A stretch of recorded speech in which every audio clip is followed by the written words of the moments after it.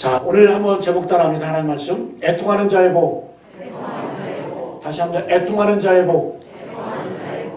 애통하는 자의 복이라는 제목으로 함께 말씀을 나누겠습니다. 우리가 지난주에 심령이 가난한 자의 복, 첫 번째 지난주에 말씀 나눴고, 오늘 두 번째로 예수님께서 상상설교 회복을 말씀하시면서 애통하는 자가 복이 있다. 애통하는 자는 복이 있나니 그들이 위로를 받을 것이며. 애통하는 자가 복이 있대요. 왜? 하나님의 위로를 받을 것이기 때문에. 우리가 먼저 이 애통한다는 뜻을 먼저 우리가 살펴봐야 됩니다. 애통한다. 한자를 제가 찾아보니까 이 애통이라는 표현은 슬퍼하며 서럽게 운다. 슬퍼하며 서럽게 운다. 그런 뜻이에요. 이걸 복이라고 말합니다. 주님께서는. 성경에는 눈물을 표현하는 이 단어가 9가지 정도가 나오는데, 오늘 이 말씀에 나오는 이 애통, 펜테오라는 단어가 가장 강한 표현이에요. 그러니까 헬라어 이 펜테오라는 뜻은 어떤 뜻이냐? 사랑하는 사람의 죽음을 앞에 두고 애통하는 것. 그러니까 내가 제일 사랑하는 사람이 앞에 있어요. 죽어가. 그걸 보면서 바라보면서 슬퍼하는 것. 눈물 흘리는 그것이 바로 애통이라는 거예요. 여러분, 이 의미는 바로 우리말의 단장이라는 말과 일맥상통합니다. 단장이 뭐예요? 단장? 창자가 끊어진다. 끊어진 단자에다가 이 내장, 창자할 때 장자죠. 그죠? 그러니까 얼마나 슬프고 애통스러우면 창자가 끊어질 정도로 슬퍼한다는 거예요. 여러분, 단장이라는 우화가 어디서 나왔다 그래요? 제가 지난번 말씀드렸는데, 중국 진나라 때 이 환온이라는 사람이 이 총나라를 정벌하러 갈 때 원숭이 한 마리를, 새끼 원숭이를 생포해가지고 잡아가지고 배 태우고 갔어요. 근데 어미 원숭이가 쫓아오면서 그 새끼 원숭이 잡아가는 걸 보고 쫓아오면서 계속 따라가는 거예요. 근데 배에 오릅니다. 배에 오를 때 그 어미 원숭이도 푹쩍 뛰어가지고 배에 올라요. 그 새끼 원숭이 자기 새끼가 잡혀가는 걸 보고. 근데 그 충격에 의해서 어미가 그 자리에서 즉사해버려요. 그때 그 원숭이의 배를 갈라봤더니 창자가 토막토막 나서 다 끊어졌다. 여러분, 그 어머니의 그 사랑, 짐승이지만 그게 바로 뭐예요? 단장의 슬픔을 말하는 겁니다. 여러분, 우리 노래도 있죠? 단장의 모델이잖아요. 찬송가는 모델이십니다. 단장의 미아리 고개. 제가 찾아봤어요. 단장이라는 이 노래 가사가 있길래, 이 노래는 한국전쟁 휴전 직후에 1950년 발표된 트로트곡입니다. 작사 반야월, 작곡 이재호, 노래 이혜연. 단장의 미아리 고개. 근데 여러분, 이 단장의 미아리 고개 이 노래의 배경이 어떤 배경이냐면, 이 전쟁 당시에 이 북쪽을 그 유일한 이 통로길이, 북쪽을 잇는 통로길이 바로 미아리 고개, 미아리길이었다고 얘기를 합니다. 근데 전쟁이 발발했을 때에 이 북쪽 인민군과 남쪽 이 국군이 이 미아리 고개에서 참 치열하게 전투를 했다고 그래요. 그래서 이 대치하는, 큰 대회가 있기 때문에 대치하는 그러한 이 고개가 바로 미아리 고개였습니다. 근데 이 북한 인민군들이 이제 전세가 밀려서 퇴각을 하면서 남한에 있는 사람들을 많이 끌고 갔죠. 그죠? 많이 포로로 끌고 갔습니다. 그때 이 헤어짐의 장소가 어디였냐면 바로 미아리 고개였어요. 그 가족끼리 생이복을 하고 또 아내와 남편이 생이별하는 그 장소가 바로 이 미아리 고개였습니다. 그래서 이것을 배경으로 해가지고 단장의 미아리 고개, 창자가 끊어지는 그런 슬픔, 그런 고통이 있는 그것이 바로 미아리 고개다. 여러분, 가사 보면 읽죠? 미아리 눈물 고개, 님이 넘는 이별 고개, 화약 연기 앞을 가려, 눈 못 뜨고 헤매. 어떻게 잘하세요? 눈 못 뜨고 헤매일 때. 그러니까 이 전쟁 가운데 이 북쪽으로 끌려가는 남편을 바라보면서, 자녀를 바라보면서 슬퍼하며 토곡하는 그 노래 배경이 바로 단장의 미아리 고개예요. 제가 이 노래를 부르고 싶지만 은혜가 안 될 것 같아서 부르지 않겠습니다. 가사 내용을 보면 그렇잖아요. 철사줄로 두석 꽁꽁 묶이고, 다 발이 다 떼어서. 그러니까 그 남편은 뒤돌아보면서 오는 그 가족들을 바라보면서 차마 떠나지 못하는 그 마음, 그 단장, 끊어지는 그 마음, 창자가 끊어지는 슬픔을 노래한 게 바로 이 단장의 비아리 고개. 제가 찾아볼 때 그 송가인이가 부른 단장의 비아리 고개가 있더라고요. 얼마나 애절하게 부르는지. 근데 그런 노래 들으면서 웃는 사람도 있더라고요. 이거 웃는 노래가 아니거든요. 이거는 생이별, 창자가 끊어진 그 애통하는, 슬퍼하는, 여러분 성경에서 말하는 애통이 뭐냐? 바로 이 애통을 말하는 겁니다. 주님 뭐라고 말씀해요? 애통하는 자는 복이 있다. 왜? 그들이 위로를 받을 것이기 때문에. 여러분이 애통한다고 하는 것은 현대인들에게 인기가 없는 그런 주제예요. 여러분 세상은 우리에게 뭐라고 말합니까? 슬퍼 우는 것보다 웃는 것이 더 좋다라고 말합니다. 더 그것이 행복이라고 말합니다. 될 수 있으면 울지 말고 웃어라 이렇게 얘기합니다. 서점을 가봐도 유머에 관한 책은 많아요. 그런데 눈물에 관한 책은 별로 있지가 않습니다. 이게 세상의 기준. 세상은 뭐라고 말하냐? 웃는 것이 복이지 우는 것은 복이 아니다. 여러분 그래도 오늘 성경은 반대로 얘기하죠. 애통하는 것이 진짜 복이다. 왜냐하면 애통하는 그 사람에게 하나님의 위로가 있을 것이기 때문에. 역설 가운데 가장 놀라운 역설이죠. 여러분 물론 우는 것이 기독교의 본질은 아니에요. 애통하는 것이 기독교의 전부가 아닙니다. 그러나 분명한 것은 메마른 눈을 가진 교인들이 모인 교회보다 젖은 눈물을 가진 성도들이 모인 교회가 은혜를 더 깊이 누리시다는 거예요. 할렐루야. 여러분 우리가 왜 울고 우리가 왜 애통이 되냐? 여러분 교회가 은혜로운 교회는 어떤 교회냐? 웃고 떠들고 기뻐하는 그런 교회가 은혜로운 것이 아니라 늘 눈물을 흘리면서 애통하는 그 교회가 더 하나님의 은혜가 충만히 임하는 줄로 믿습니다. 여러분 예전에 한국교회 어떤 교회였습니까? 제가 어렸을 때 기억 보면 뭐 그렇게 울 일이 많은지 제가 어머니 손 붙들고 뭐 부흥회 때 이렇게 저는 이제 조금만 있다가 자거든요. 근데 그 기억이 뭐냐? 깜짝 놀라서 깨요. 그러면은 이 교회들이 와가지고 울면서 통곡하면서 기도하고 그래서 제가 그렇게 생각해서 어렸을 때 뭐 저렇게 울 일이 많을까? 뭐 저렇게 슬픈 일이 많을까? 근데 여러분 오늘날 그 어떻습니까? 울 일보다는 웃을 일이 더 많아요. 근데 은혜는 더 약화가 됐어요. 어느 또 세미나 제목을 보니까 유머 설교 세미나가 있더라고요. 유머 설교 세미나. 설교에는 유머가 있어야 됩니다. 그래야 교인들이 좋아한대. 그래야 아멘 소리가 크게 나온대. 뭔가 좀 잘못된 거 아닙니까? 이런 것들이 통하는 교회에 눈물이 많았다는 증거죠. 그죠? 여러분 성도들은 심각한 얘기 듣고 싶지 않아요. 헌신, 눈물, 땀, 애통하는 건 별로 달가하지 않습니다. 그저 위로받기를 원하고 복받기를 원하고 눈물 어린 기도보다는 때로는 우리가 기뻐하고 즐거워하는 그런 것에 집중할 때가 얼마나 많은지 몰라요. 여러분 우리가 눈물이라고 하는 것 그렇게 부정적인 의미가 있는 건 아닙니다. 그렇지가 않아요. 우리가 짧은 인생을 살다가지만 너나 할 것 없이 다 경험하는 게 있어요. 뭘 경험합니까? 눈물이 소중하다는 것을. 눈물은 그 자체의 고유한 가치와 무게를 가지고 있습니다. 아무리 웃음이 우리에게 매력적이라 할지라도 우리를 기쁘게 한다 할지라도 웃음이 눈물을 대신할 수가 없다는 거예요. 여러분 명심하시기 바랍니다. 웃음이 눈물을 대신할 수 없다는 거예요. 사람 너무 기쁠 때 울죠. 대충 기쁘면 웃는데 너무 기쁘고 너무 즐겁고 너무 행복하면 사람 울게 돼 있어요. 왜? 지나간 시절들 그 해안들. 여러분 선수들 여러분 올림픽이나 금메달 따고 한번 보세요. 기뻐서 웃습니까?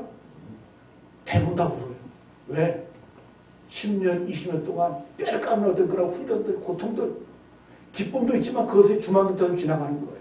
그러면서 우는 거예요. 우는 때로 진짜 기쁨이 표현되는 겁니다.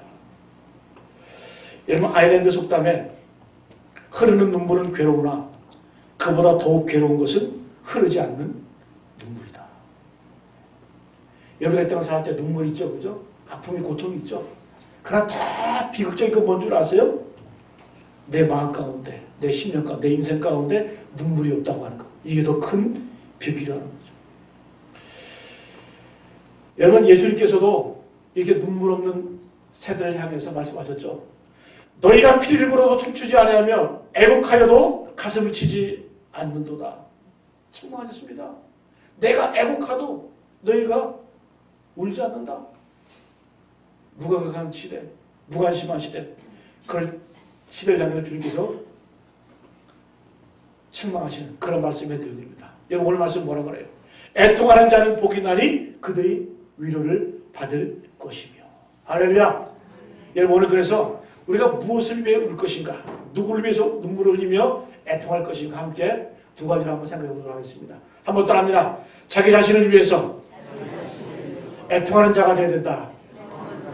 제일 먼저 우리는 내 자신을 위해서 애통하는 자가 되어야 될 줄로 믿습니다. 왜 그러냐? 자기 죄를 놓고 눈물 흘리는 자가 애통하는 자이기 때문인 줄로 믿습니다.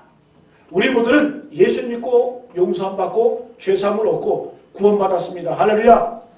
그러나 우리가 꼭 해야 될 게 있어요. 이것은 어디까지나 선언적인 의미예요. 죄사함을 받았다, 용서함을 받았다. 이거는 예수께서 우리를 향해서 선언하신 거예요. 너희가 보혈의 피로 죄사함을 얻었다. 여러분 하나님이 우리를 향해서 죄 없다 하신 것이지 우리의 죄가 없어지는 것은 아니에요.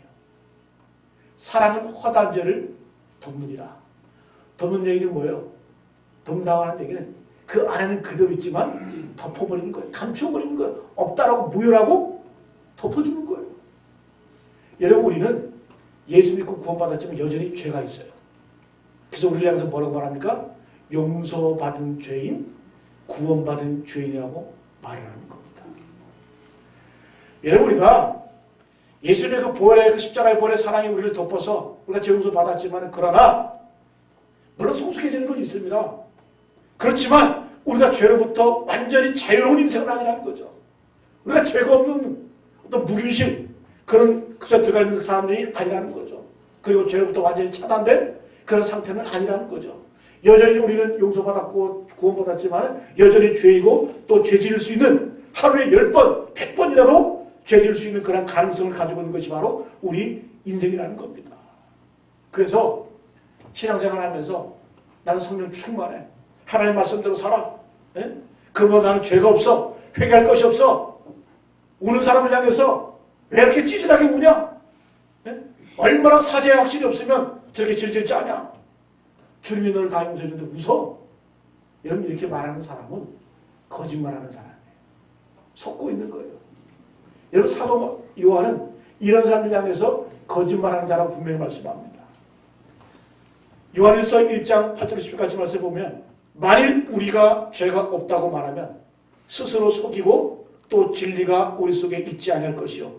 만일 우리가 우리 죄를 자백하면 그는 미쁘시고 의로우사 우리 죄를 사하시며 우리를 모든 불의에서 깨끗하게 하실 것이요.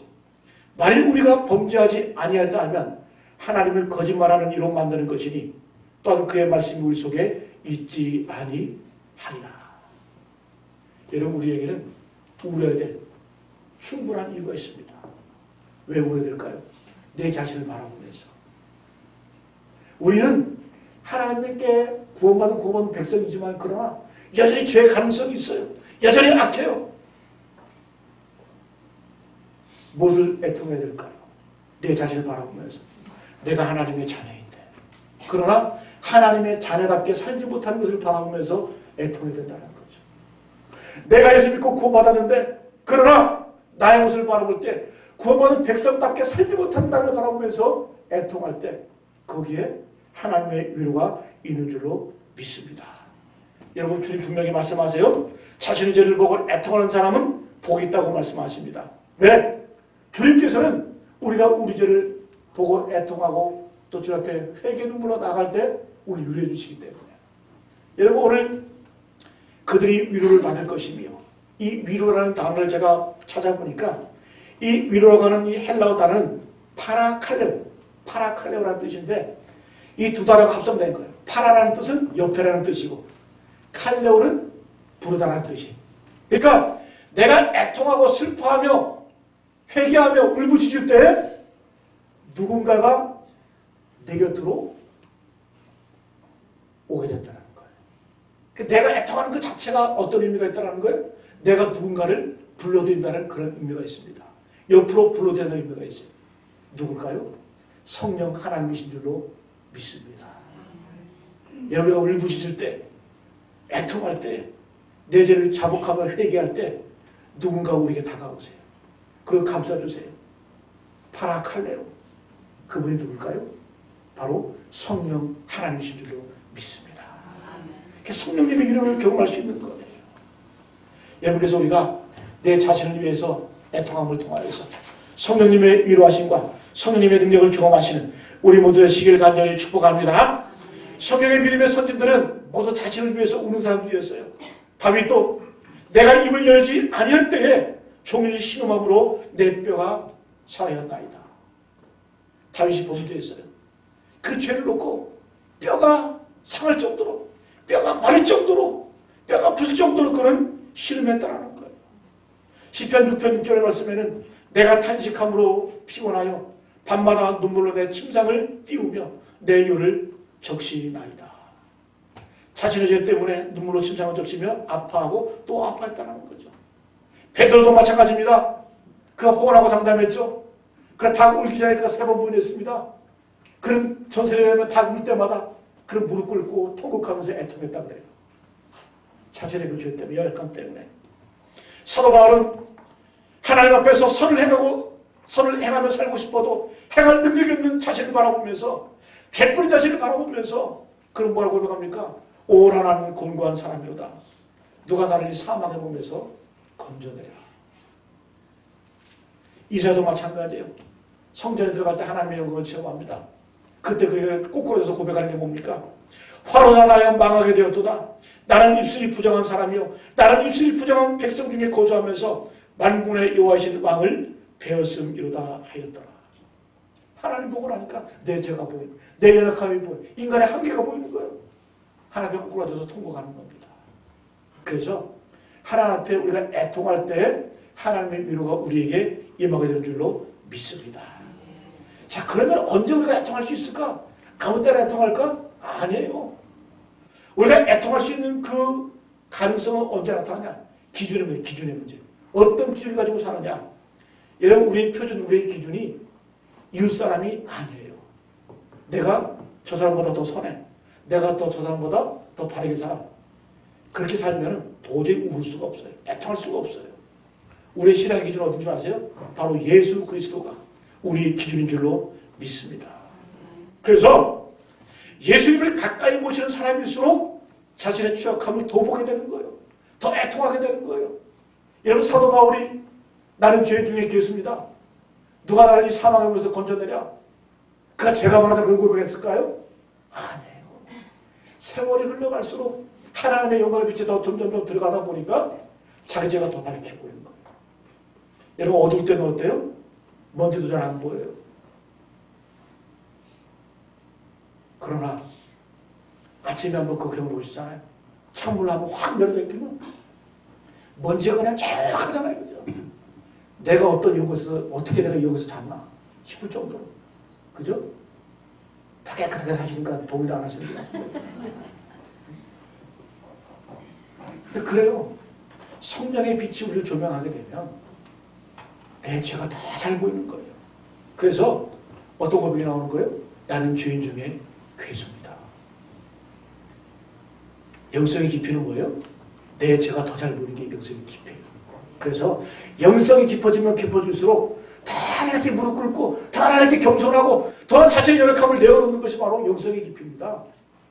뭐 영성이 깊다? 오해하지 마세요. 영성은 내 죄가 더 잘 보이는 거예요. 더 하나님께 꽂아 통곡하는 겁니다. 그래서 여러분, 우리가 구원의 확신이 없어서 애통하는 거 아니잖아요. 항상 기뻐라 이 말씀을 몰라서 애통하는 것이 아닙니다.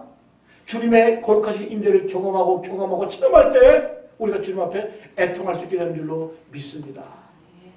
절대 여러분, 다른 사람과 내 어떤 영적인 양심을 비교하지 마세요. 내가 그래도 저 사람보다는 나은데? 그럼 도저히 애통할 수가 없어요. 우리의 기준은 누구다? 예수 그리스도의 그 영광, 하나님 그 영광, 그것이 우리 삶의 기준이 될 때 우리는 그분의 조명 아래에서 애통의 복을 누리게 되는 줄로 믿습니다. 다윗이 이렇게 말하잖아요. 시편 51편 17절 말씀에 하나님께서 구하시는 제사는 상한 심령이라 하나님이여 상하고 통회하는 마음을 주께서 멸시하지 아니하시리이다. 다윗은 이걸 경험하는 거예요. 하나님이 기뻐하시는 제사는 어떤 제사가? 상한 심령. 하나님 상하고 통회하는 마음을 주께서 멸시하지 않으시고 받으신다는 겁니다. 여러분, 첫 번째로 우리가 제일 먼저 해야 될 일은 뭐냐? 애통하는 자는 복이 있다고 말씀하셨는데 내 자신을 놓고 애통하시기 바랍니다. 주님의 영광 가운데. 두 번째 뭐 따라합니다. 이웃을 위해, 나라와 민족을 위해 애통하는 자가 복이 있다. 이웃을 위해서 애통하는 자를 위해서 나라와 민족을 위해서 애통하는 자가 복이 있다고 말씀합니다. 여러분 누가복음 6장에 보게 되면 이 오늘 우리가 읽은 탈북과 비슷한 예수님의 말씀이 선포되고 있어요. 마태복음 5장 1절로 12절까지는 탈북을 선포하셨는데 누가복음 6장에 보게 되면 사복, 사화 네 가지 복과 네 가지 재앙을 얘기하고 있어요. 자, 누가복음 6장에 보면 적나라하게 얘기합니다. 마태복음은 심령이 가난한 자가 복이 있다고 얘기를 하는데 누가복음은 그렇지. 가난한 자가 복이 있다고. 네? 그래서 사복, 사화 어떤 사람이 화가 있을까? 부유한 자, 배부른 자, 웃는 자, 칭찬받는 자는 화가 있을 것이다. 왜 얘기를 해요. 주님께서 직접 말씀하셨습니다. 반대로 어떤 사람이 복이 있을까? 가난한 자, 줄인 자, 우는 자, 예수로 인해서 세상에서 미움을 받는 자가 복이 있다라고 주님 말씀합니다. 마태복음과 누가복음에 동일하게 어떤 자가 복이 있다고 말씀하세요? 우는 자가 복이 있다고 말씀하시는 거예요. 우는 자가 복이 있다. 여러분 한국교회 전통은 애통하는 신앙이었습니다. 일제 탄압을 건지면서 나라의 현실 앞에서 독립을 위해서 앞을 품고 애통하는 민족이었어요. 6.25 전쟁을 겪으면서 동족 산장의 비극을 경험하면서 애통하는 우리의 모습, 그것이 바로 우리 믿음의 조상들이 모습이었다는 거죠. 자기 죄를 놓고 통곡하고 예수 안 믿는 식구들을 위해서 통곡하고 나라의 죄를 짊어지고 하나님 앞에 눈물을 뿌리며 기도했습니다. 그런데 그 울음을 통해서 하나님의 특별한 위로를 경험했다는 거예요. 울어보지 못한 사람이 경험할 수 없는 하나님의 놀라운 위로가 있었다는 거예요. 그래서 그 재미로 더 울었는지도 몰라요. 그렇지 않겠어요? 그 은혜가, 그 위로가 특별했기 때문에 오래 우리 믿음의 선배들은 더 울었어요. 왜? 그 하나님의 위로, 그 은총을 경험하기 위해서. 우리 예수님도 우셨잖아요. 십자가 지기 며칠 전 감난산에 올라가셔서 예루살렘 성을 바라보십니다. 그 예루살렘 성을 한참 내려보시다가 예수님의 그 얼굴에는 눈물이 흐르기 시작을 합니다. 왜 그럴까요? 예수님은 그 예루살렘 성의 미래를 보셨어요. 멸망당할 예루살렘. 돌 위에 돌 하나도 남지 않을 그 예루살렘. 그 예루살렘을 미리 바라보시면서 우시는 겁니다. 여러분 40년이 지나면 그 성에 임할 하나님의 심판을 우리 예수님이 이미 알고 계셨어요. 그 예고의 말씀이 누가복음 19장에 나오는데 날이 이르지라 내 원수들이 토둔을 쌓고 너를 둘러 사면으로 가두고 또 너와 및 그 가운데 있는 내 자식들을 땅에 메어치며 돌 하나도 돌 위에 남기지 아니하리니 이는 내가 보살핌을 받는 날을 알지 못함을 인함이니라 하십니다. 이 말씀 그대로 이루어집니다. AD 70년에 로마 기도 장군 티투스 장군, 나중에 로마 황제가 되죠. 이 티투스 장군이 4만 정예 로마 군대를 이끌고 와서 예루살렘을 싹 쓸어버립니다. 그때 어떤 일이 벌어지냐? 기록에 보면 엄마들이 너무 배가 고파가지고 자기들의 아이들을 몰래 잡아먹습니다. 성을 에워싸니까 먹을 게 없으니까. 로마 군인들이 예루살렘 성에 입성하면서 어린아이들을 잡아다가 집어던집니다. 벽에다가 집어던집니다. 아기들의 피가 터져버리고 그래서 아기들이 죽어갑니다. 임신한 여자를 끌어다가 배를 갈라버립니다. 예루살렘 성벽은 불타고 모든 성은 돌 위에 돌 하나도 남지 않을 정도로 쑥대밭이 되었습니다. 우리 예수님께서는 그 민족적인 현실, 앞으로 40년 뒤에 있을 그 예루살렘 성의 앞을 바라보시면서 우셨다는 거예요. 여러분, 나를 위해서 우시기 바랍니다. 민족을 위해서 우시기 바랍니다. 그렇다고 한다면 우리도 이 세상을 앞에 놓고 애통해야 되지 않을까요? 그런 자가 복 있다고 주님께서 말씀하는 거예요. 왜? 그 눈물에, 그 애통함에 주님의 위로가 있기 때문에. 여러분, 우리가 세상에서 일어나는 그 재난들, 우리가 여러분 뭐 난리잖아요? 나라가 코로나 바이러스 때문에. 근데 저는 안타까운 게 있더라고요. 그걸 바라보면서 어떤 목사들은 목사님들이라고 말하고 싶지가 않아요. 이것은 하나님의 재앙이다. 하나님의 심판이다. 또 중국 우한에 그렇게 바이러스가 번진 것은 중국이 그렇게 기독교를 핍박했기 때문이다. 선교사를 내어 쫓고 또 기독교를 핍박을 하고 이런 식으로 함부로 말하는 목사들이 있어요. 기독교인들이 있어요. 제가 며칠 전에 이 영상을 봤어요. 몇 명 목사들이 그런 얘기하는 거. 하나님의 심판, 하나님의 저주다. 기독교를 핍박을 해서 이렇게 중국이 저렇게 고난 핍박당한다. 바이러스가 퍼져나간다. 뭐 어떤 목사는 그러더라고요. 국무총리 잘못 뽑아가지고. 국무총리 이름이 뭐예요? 세균한 세균. 세균하고 바이러스도 구분 못하면서 뭔 그런 소리를 합니까? 세균이 바이러스예요? 여러분 정세균 국무총리 그분도 기독교인이에요. 신앙이네요.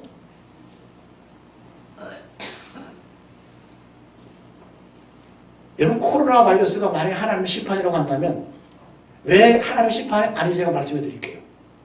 왜 하나님의 심판이 아니냐? 만약에 그것이 하나님의 심판이라고 한다면 하나님이 그만큼 조준력이 없을까요?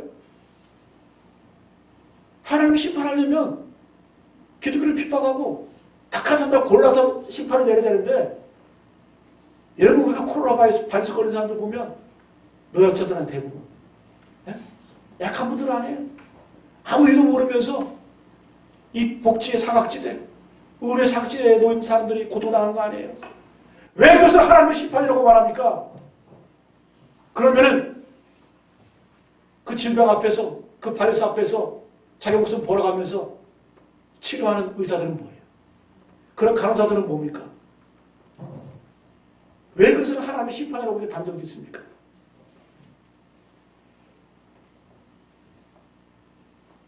여러분 기독교 역사 가운데 중세시대 때 패스트가 있었죠. 흑사병. 그 흑사병 때문에 유럽 인구의 3분의 2가 죽었어요. 그때는 교회는 어떻게 대응을 했냐? 세상의 어떤 그 짐을 떠안고 아픔을 나누기보다는 저주하고 혐오했어요. 병이 걸린 사람들. 그걸 만회 사양을 했습니다. 여러분 보세요. 물론 여러분 질병이나 이런 것들이 하나님의 심판이라는 것이 구약성경에 기록된 것도 있어요. 다윗이 범죄했을 때 하나님께서는 3일 동안 이스라엘 땅에 전염병을 보내죠. 그죠? 7만 명이 죽습니다. 그럴 수도 있어요. 그러나 그 메시지의 핵심이 뭔 줄 아세요? 그 알맹이가 뭔 줄 아세요? 선지자들이 외친 게 뭐냐? 다윗이 외친 게 뭐냐? 다윗이 어떤 걸 보라합니까? 하나님, 이 백성이 무슨 죄가 있습니까? 차라리 나와 내 집을 너해주십시오. 세상의 고통을 앓고 세상의 아픔을 안고 그 짐을 지는 줄 원하네. 그게 다윗의 마음인 거예요. 여러분 제가 재난이 있을 때 선지자들은 외쳤죠. 그러니까 메시지 핵심이 뭔 줄 아세요? 남의 죄가 아니다. 악한 사람의 죄가 아니다. 누구 때문에? 이스라엘의 죄다. 우리의 죄다. 우리의 잘못이다. 그것 때문에 우리가 고통을 당하는 것이다. 남에게 죄를 돌리는 것이 아니라 남에게 핑계를 대는 것이 아니라 다 내 죄입니다. 세상에 어떤 그러한 고통과 불행을 떠안는 그 다윗의 모습, 선지자의 모습 그걸 쏙 빼버리고 현실만 바라보고 재난만 바라보고 이건 하나님의 심판이다. 하나님의 저주다. 여러분 하나님이 그렇게 능력이 없으세요? 악한 자를 골라서 심판할 능력이 없으세요? 그리고 여러분 이런 재난 어려움이 있을 때 우리는 어떻게 해야 돼요? 남을 정죄하고 판단하고 혐오하기보다는 내가 끌어안아야 돼요. 다윗처럼 하나님 차라리 나와 내 집을 멸해 주십시오. 이 백성이 무슨 죄가 있습니까? 세상을 끌어안고 애통하는 그 모습 주님이 기뻐하시는 줄로 믿습니다. 그래서 우리가 하나님의 분노를 빙자해서 혐오의 시대, 혐오의 종교, 혐오하는 교회 이런 삶을 살아서는 안 된다는 거예요. 여러분 욥의 고난을 보면서 욥의 친구들이 어떻게 합니까? 오히려 위로하기보다는 욥이 외치잖아요. 너희들은 치유가 아닌 재난을 주는 위로자다. 나에게 더 아픔을 주고 재난을 갖다 주는 위로자다. 이렇게 욥이 고통적인 외치잖아요. 그렇죠? 여러분 우리가 함부로 판단하지 않게 되기를 바랍니다. 오히려 우리는 어떻게 해요? 내 잘못이 아니라 할지라도 내 아픔이 아니라 할지라도 내가 원인이 아니라 할지라도 세상을 품을 수 있고 애통할 수 있고 애곡할 수 있고 눈물을 흘릴 수 있는 그런 양심을 가운데 회복되기를 간절히 축복합니다. 그래서 한국교회가 왜 이토록 질적으로 저하됐을까? 이유가 뭔지 아세요? 눈물의 기도가 사라지기 때문에 그래요. 눈물의 기도가 사라지고 애통하는 기도가 사라지고 기복적인 기도, 복달하는 기도, 만사 형통을 구하는 기도 그런 기도만 하기 때문에 한국교회가 질적으로 떨어져 가는 거예요. 우리 믿음의 선배들은 그렇게 하지 않았어요. 자녀들을 바라보면서 민족의 앞을 바라보면서 울었습니다. 애통했습니다. 그때 어떻게 해요? 주님의 위로가 임했잖아요. 하나님의 능력이 임했잖아요. 그래서 남의 아픔을 보고 위로할 수 있는 함께 보듬고 깨안을 수 있는 우리 모두 되시길 간절히 축복합니다. 에드워드 제드슨은 이런 얘기를 했어요. 고통과 성공은 다정한 길동무다. 다시 한번요. 고통과 성공은 다정한 길동무다. 만일 여러분이 고통 없이 성공했다면 여러분 앞에 다른 사람이 고통을 받았기 때문이다. 그러나 당신이 성공도 못하고 고통만 받았다면 당신 뒤에 다른 사람들이 반드시 성공을 거두게 될 것이다. 이렇기 때문에 애통할 수 있는 겁니다. 여러분 우리가 고통 없이 성공했어요. 내가 많은 것들을 누려요. 그러면 누군가가 나를 위해서 눈물을 흘리고 손해보고 애통해하고 절규하는 그런 고통 때문에 내가 보호받은 거라는 거예요. 그러나 여러분 내가 지질이 고생만 하고 고통당하고 그러면 반드시 내 뒤에 다른 이가 성공을 거두고 열매를 거둔다는 사실이에요. 여러분 요한복음에 분명히 말씀하잖아요. 씨 뿌린 자와 거둔 자가 함께 즐거워할 것이다.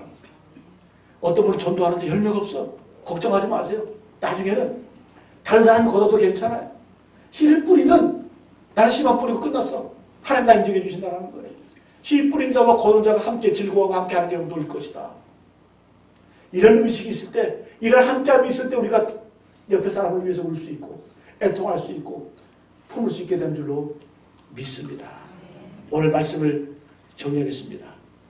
이 세상의 소망은 어디에 있을까요? 썩어 빠진 정치인들에게 무엇을 기대할 수가 있겠습니까? 이제 어쩔 수 없다고 손을 털어버린 교육가들에게 희망이 있습니까? 여러분 요즘 학교 가면 그러다 그러잖아요. 선생님들이 공부는 학원 가서 해요. 그런 교육가들에게 어떤 희망이 있습니까? 양심이 고모고 수단 방법 가리지 않고 돈 벌게 급급한 기업인들에게 뭘 기대할 게 있습니까? 오직 소망이 있다고 한다면 눈물 뿌리며 기도하는 교회, 눈물을 흘리며 애통하는 성도들에게 이 세상에 희망이 있는 줄로 믿습니다. 애통하는 자는 복이 있나니 그들이 위로를 받을 것이며 주님의 위로를 누리시는 저를 되시길 간절히 축복합니다. 기도합니다. 하나님 감사합니다. 오늘 주님께서 복을 말씀하시면서 애통하는 자는 복이 있나니 그들이 위로를 받을 것이라고 말씀하셨습니다. 우리는 신앙생활을 하면서 예수를 믿으면서도 웃는 것이 복이 있고 기뻐하는 것이 복이 있고 휘덕거리는 것이 복인 줄 알았습니다. 그러나 진정한 복은 주님께서 우리의 눈물 뒤에 감추어 주셨습니다. 주님, 내 자신을 바라보면서 우는 자 되게 하여 주옵소서. 이 나라와 이 민족 시대 앞을 바라보면서 우는 자 되게 하여 주옵소서. 애통하는 자 되게 하여 주옵소서. 그래야 하늘의 그 놀라운 위로와 기쁨을 맛보는 죄거룩한 백성들 되게 하여 주옵소서. 감사와 영광을 돌려오며 예수님의 이름으로 간절히 기도하옵나이다. 아멘.